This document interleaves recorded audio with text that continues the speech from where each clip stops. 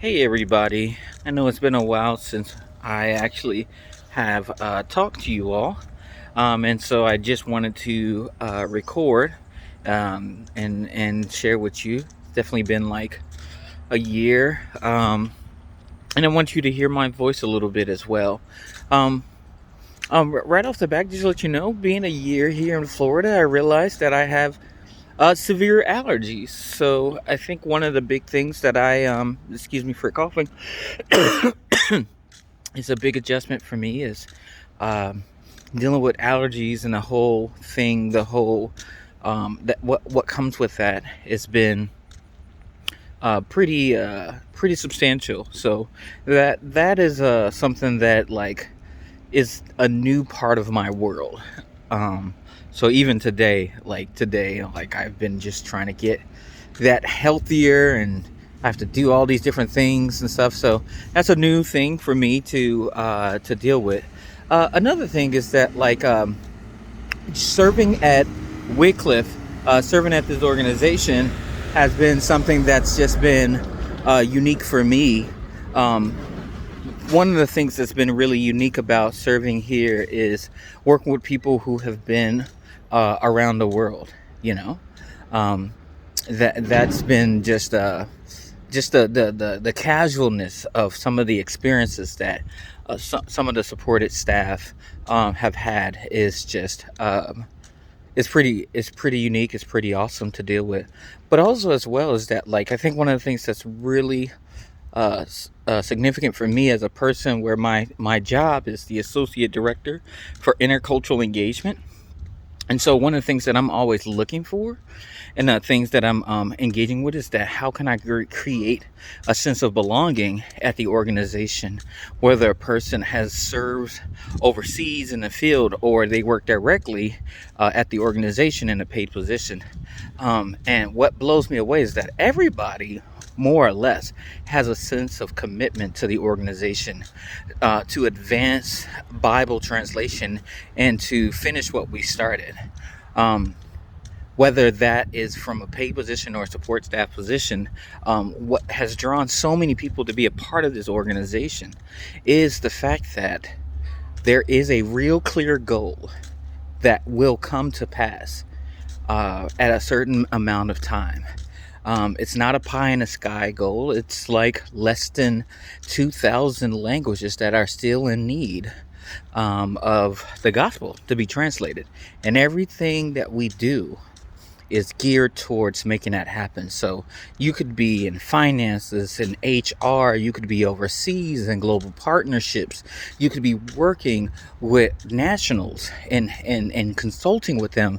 All of that is geared towards um, making this making the gospel available in a form and language that people can understand.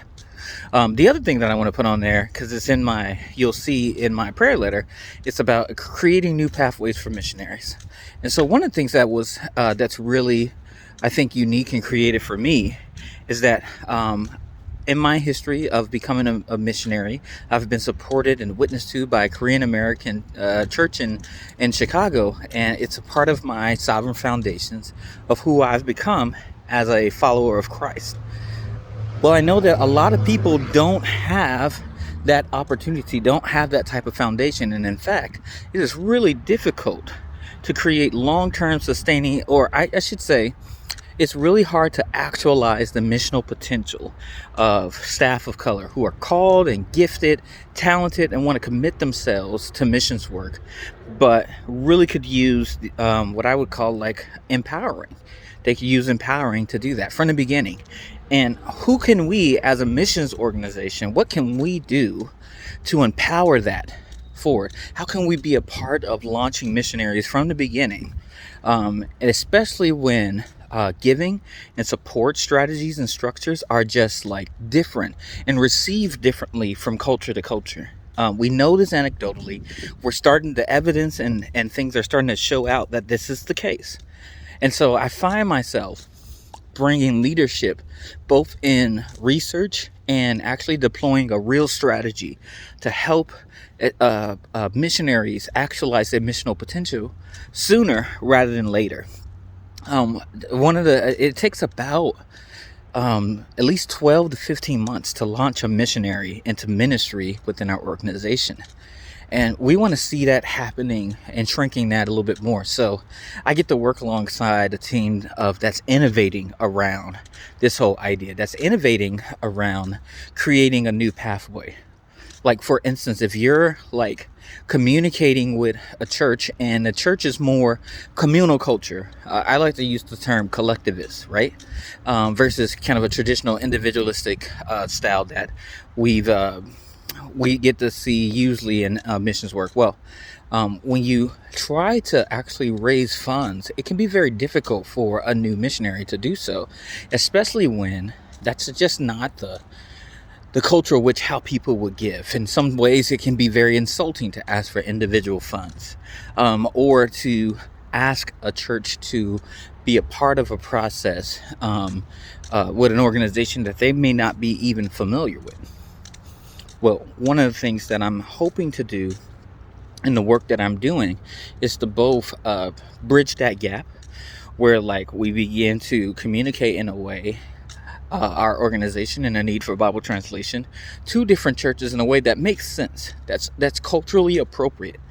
But then also we want to test out how many people are really interested in seeing not just the work of Bible translation completed, but that there is representation within the work of Bible translation.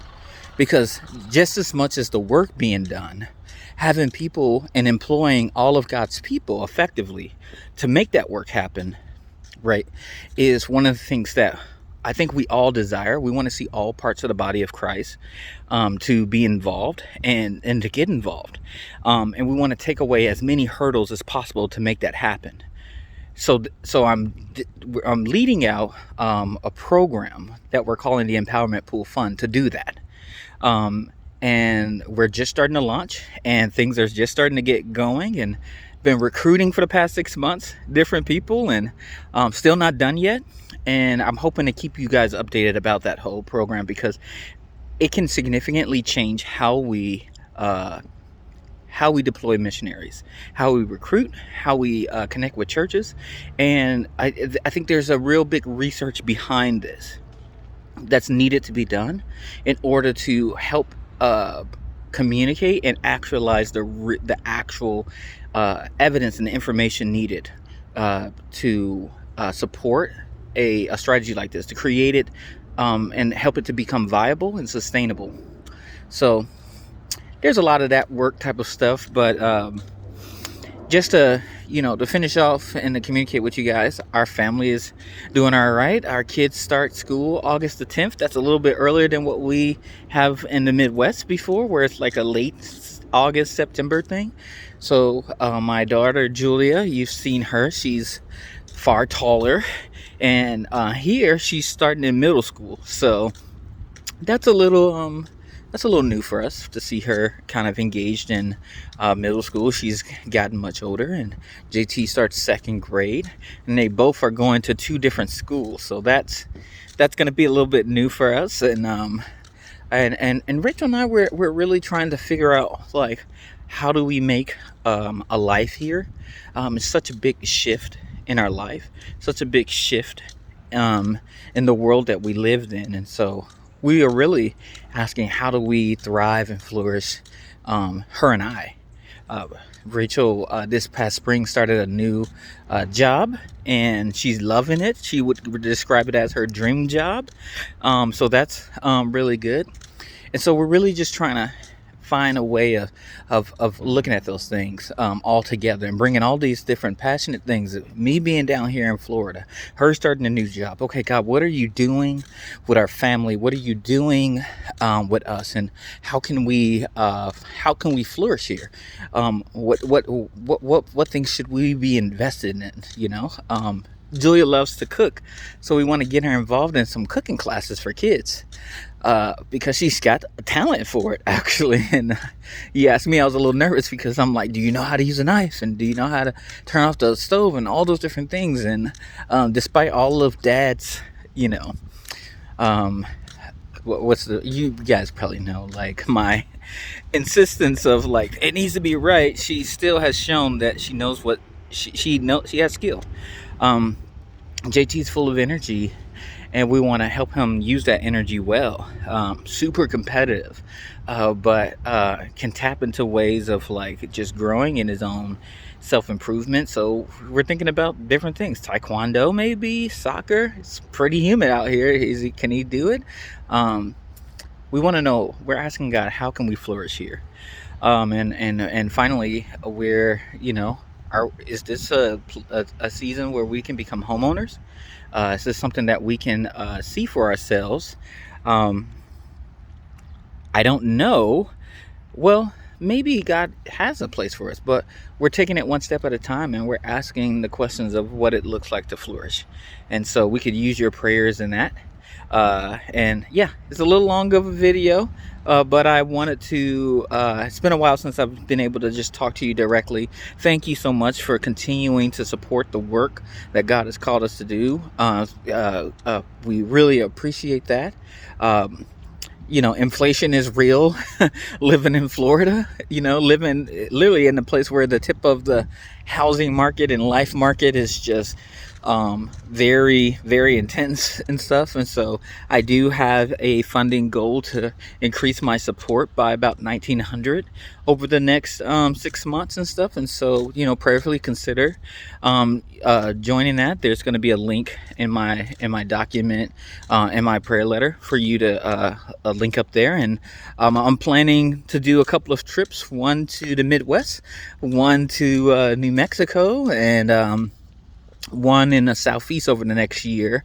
Hopefully I can get it done before the year is over, to see some of you all in person, and hopefully fellowship together. So you have a blessed rest of your day, and if you have any questions or thoughts, feel free to hit me up, and love to connect with you.